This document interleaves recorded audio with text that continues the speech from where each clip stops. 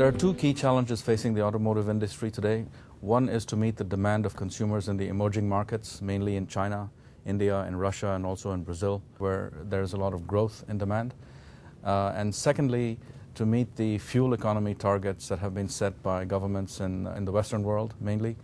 And ArcelorMittal is positioned as the leading global supplier to the automotive industry on a worldwide basis. We supply in most regions now, and we have plans to expand.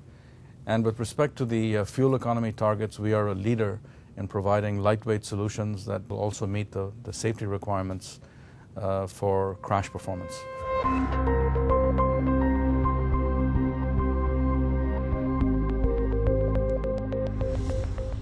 The main challenge from a steel supplier standpoint that is facing the auto industry is the need to meet the fuel economy targets through lightweighting.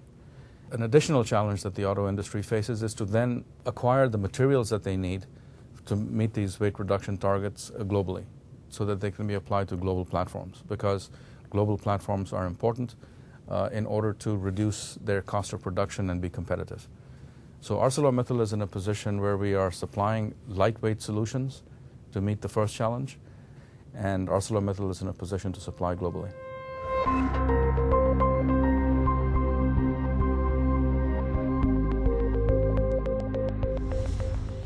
Steel will remain the material of choice for automotive manufacturers and designers because steel solutions provide the weight reduction requirements and the safety requirements at the lowest cost. Let me give you some perspective on that. In the early 90s, there was a challenge already regarding threats from alternative materials. At that time, the steel industry formed a consortium to respond and hired an engineering company to develop solutions that were lightweight solutions in steel, sponsored by what was at that time the IISI. Today it is known as the WSA. Since then, ArcelorMittal formed in 2006. We ourselves are a consortium of companies virtually. So we do these kinds of programs now on our own.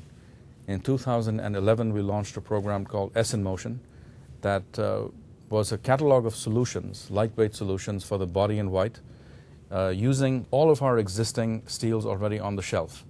With these solutions on the shelf, we were able to provide 20% weight reduction to the body in white.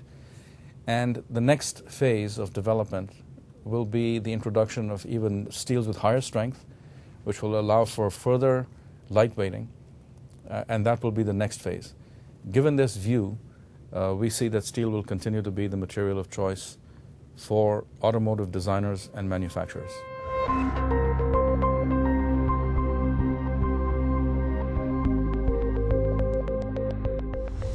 The real impact of the S in Motion program has been a significant increase in our co-engineering activities with customers.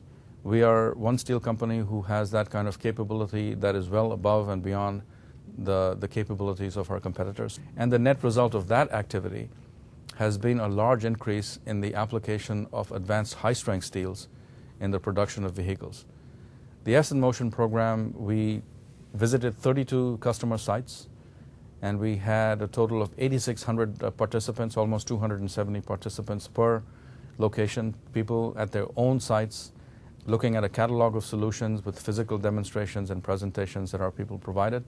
And that led to, as I said, significant requests for co-engineering and then adoption of more advanced high-strength steels in automotive design and manufacturing as well, of course. I think the most innovative application that's catching on is the door ring, which is a combination of a laser-welded press hardening steel, and then, of course, the stamping itself is press hardened.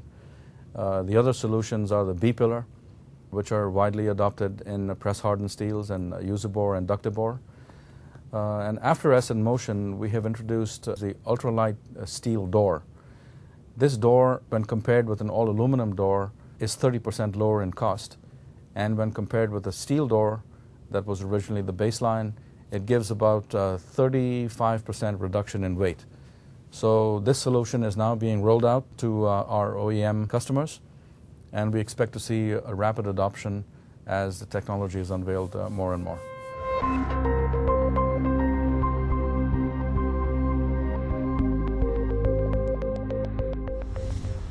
I think the best way for me to present how car makers look at steel solutions is to look at Volkswagen, where the adoption of many of our technology is quite widespread. So the best thing I can do is quote what their chief head of materials research and manufacturing has said. Volkswagen is using high-strength steels in increasing amounts. It is a very cost-effective way of reducing weight. Using new innovations in steel engineering, it is possible to reduce weight without the use of more costly materials such as aluminum and carbon fiber.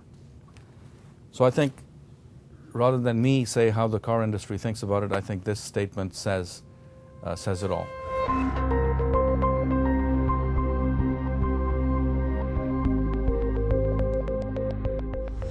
So our S in Motion solutions apply directly to the hybrid vehicles as well as to the electrical vehicles in terms of protecting the battery cage, which is very important in an electrical car.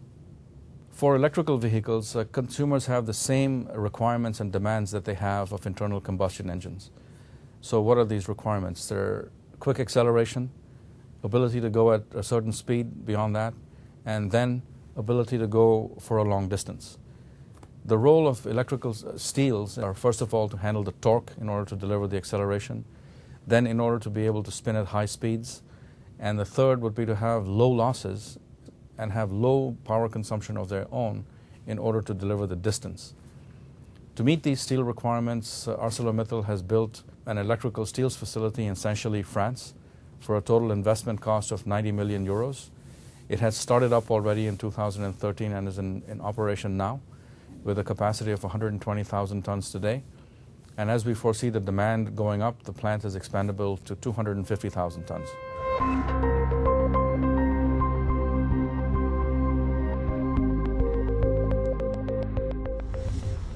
Meeting the 54.5 mile per gallon challenge in the US and 95 grams per kilometer driven in Europe are virtually equal in terms of the regulations. We see them as very challenging in both regions. And what we have done with the US fleet, for example, as one example, is we have modeled the entire fleet from now till 2025, and we have applied our known solutions with steels that we produce today using sometimes 3G technology, which is gauge, grade, and geometry optimization. And we find that we can meet the 54.5 mile per gallon target with steels, maybe with 5% penetration of other materials, but not more, combined with the powertrain improvements that the OEMs need to do.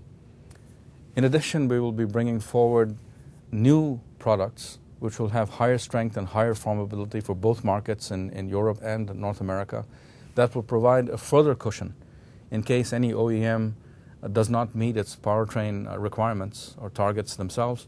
Then we will provide an additional cushion for an OEM anywhere to use these new higher strength, higher formable steels to go further with weight reduction to meet the emissions targets.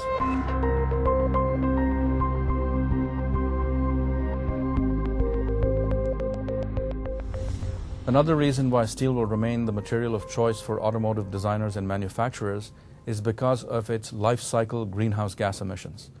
Life cycle meaning the production phase while the material is being produced, and then in the use phase while it's in the vehicle itself, and then it's recycling, how much of it is recycled.